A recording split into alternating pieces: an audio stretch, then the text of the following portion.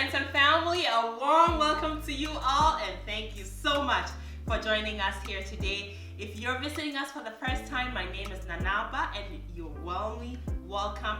I thank you for joining us. So today on the menu is a quick goat light soup. Yes, with aponchin kakra. Yes, it's enjoyed by most Ghanaians. Like at every chop bar, they serve aponchin kakra with some good fufu, and this is enjoyed any day of the week. However, when I was growing up, my mom would make this on special occasions, especially Sunday after worship. So that's what I'm gonna do today. Now I will be serving it over the fufu, and the fufu was made with my homemade fufu flour or fufu powder, which I will be sharing that video with you shortly. So keep staying tuned. You're going to find it absolutely thrilling. So let's wash our hands and begin. So I have some fresh ingredients that I'm going to be using to marinate the goat meat. That's essential. So I'm going to do that now. First things first, right? We need our onion. Sweetness, beautiful fragrance. And that's going to go into the blender.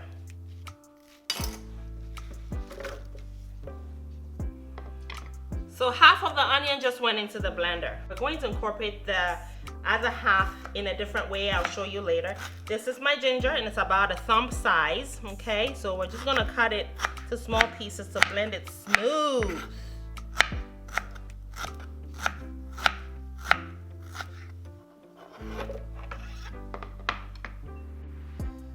I have 3 scotch bonnet peppers or chilies. I love heat, so you may use 1 or even less or more depending on your heat tolerance. Now I have this 1 rosemary sprig. The rosemary works very well with meats that are gamey, and we all know one characteristic of goat meat is how gamey it is. So we have all of that in here. Now I have some black peppercorns, and I think these are called efomwisa in Ghana. I also have inkitten, which is aniseed, and you may substitute with fennel seed. So that also goes in. Next thing we're gonna add is this tomato paste right here. It's gonna become part of the marinade. It needs to join the meat anyway, eventually, so I'm just gonna add it now. And that's what I love about this recipe. It's fast, quick. A little water.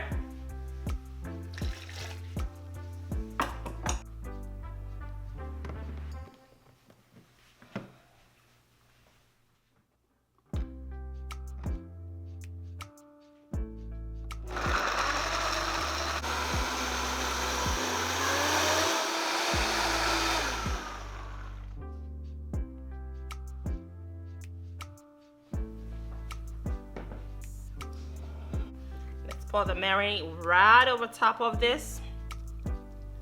Oh, the fragrance is to die for. Wow. That aniseed is everything in this recipe. And the rosemary is coming through also very nicely.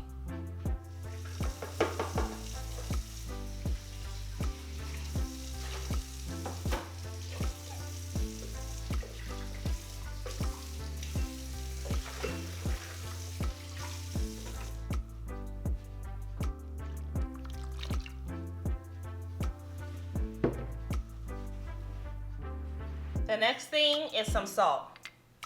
This is very important. This stage right here is when you need to over season, okay? So it is important to add a generous amount of salt at this.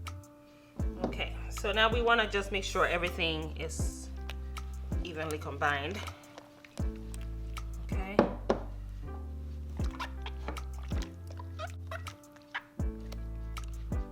I have 1 carrot. I'm literally just gonna break them and add it. That's gonna bring us that much needed sweetness. Now I've also added 1. It's actually gonna end up being 2.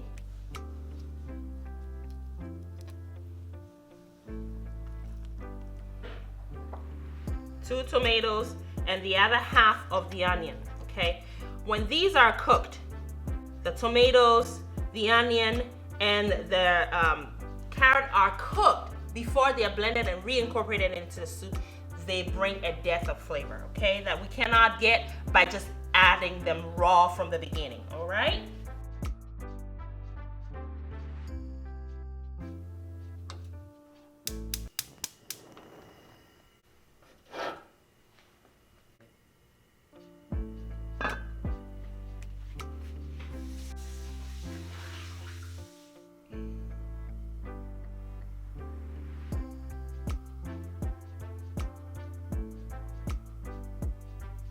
So friends, our meat is going to stay on fire for about 30 minutes. The meat is going to become juicy and also tenderized. So we're gonna let it simmer down. Some amazing things are going to happen to it. Also those vegetables are gonna be tenderized. We'll come back and retrieve them. Enough said, let's just wait, stick around, stay tuned for that reveal.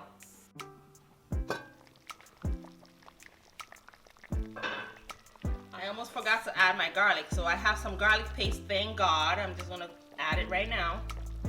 It's not too late, we're only about 8 minutes into the cooking, so.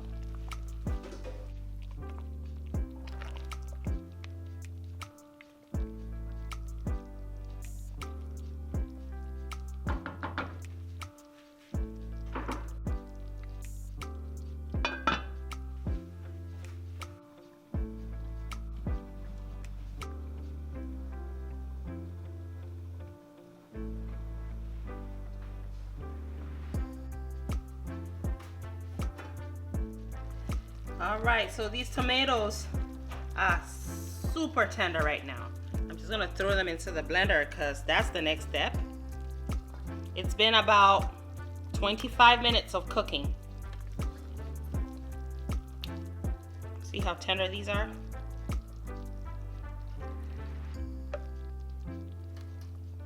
Carrots are also very tender right now. I need to get this. So retrieving the cooked vegetables, the next step is to blend to a really smooth puree, which is going to be so perfectly smooth that it will not require straining. While the meat continues to cook on medium heat with the lid back on the pot.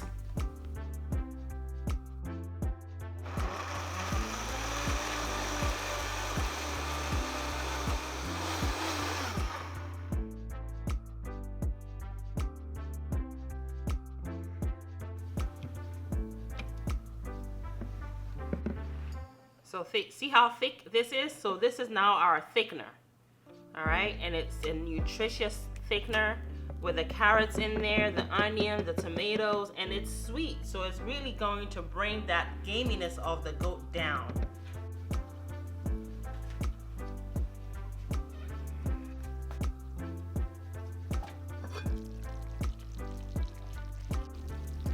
It has been 35 minutes of cooking on medium heat. The meat is almost done cooking. It's tender but still has the firmness to it. And the broth around it is thickened. It looks like stew. That's exactly what your goat should be. And still cooking on medium heat, proceed with your cooking by adding your blended mixture of the cooked tomatoes, carrots, and onion. Add the mixture to the pot. You want to stir it, and you're going to now thin up the entire soup with some water. So just rinse out your blender and add the desired amount of water to the soup. I really love my light soup to be light, okay, in terms of the consistency. If you like yours a little thicker, then obviously add a little less water. Stir to check on that consistency. I want it to be thinner because it's going to continue to cook down some. So it's going to become thicker than the consistency I have it at right now. So I'm going to add a little more water. And there it is. The consistency, it to me is perfect right now. So this is where you call the shots when it comes to replicating this recipe. Add as much water or as less water as you prefer. Stir it, clean up the sides of your pot, cover the pot, partially and let it continue to cook on medium heat for the next 20 minutes. What your goal is you want that meat to still have texture. You want to be able to pick the meat from the bone, but you don't want it to completely fall off the bone. All right, that should give you some time to prepare your fufu because the soup is almost done cooking at this point. Now I'm going to add my final touch of brightness, which is my chilies. This is a signature move for most Ghanaians who cook this kind of soup or most kinds of soups. Now, one thing I also do is I leave the heads or the stalks on the chilies when I add them in the end, okay? Because what I want them to do is just keep the heat within the actual chili. I don't want to release the heat into the soup because that will render the entire soup too spicy. And there are children who are going to be eating the soup as well. So I always try to keep that in mind. So the stalks or the heads of the chilies become kind of a lid to retain that heat. That's why I leave the stalks on. This has been a question that's been asked many times, so there's the answer. That's why I leave them on. All right, friends and family, our goat light soup is ready. Very simple recipe, and yet so flavorful. So is our fufu, so we're just going to dish some of this gorgeous soup over this pretty fufu. So good. Yes, that's the money shot right there. My mouth is watering all over again.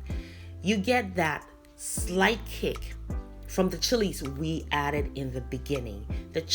Even the children went back for seconds. It had just the perfect amount of kick. You have to try this recipe. I know you're going to love it. If you love this video, please give me a thumbs up. Also, don't forget to share the video. And if you haven't subscribed yet, now is the opportunity. Please do so and click on that bell as well to get a notification each time I upload a video. Thank you so much for watching, friends and family. And as always, make it a great day and have fun. Where? Especially in that kitchen. Yes, indeed.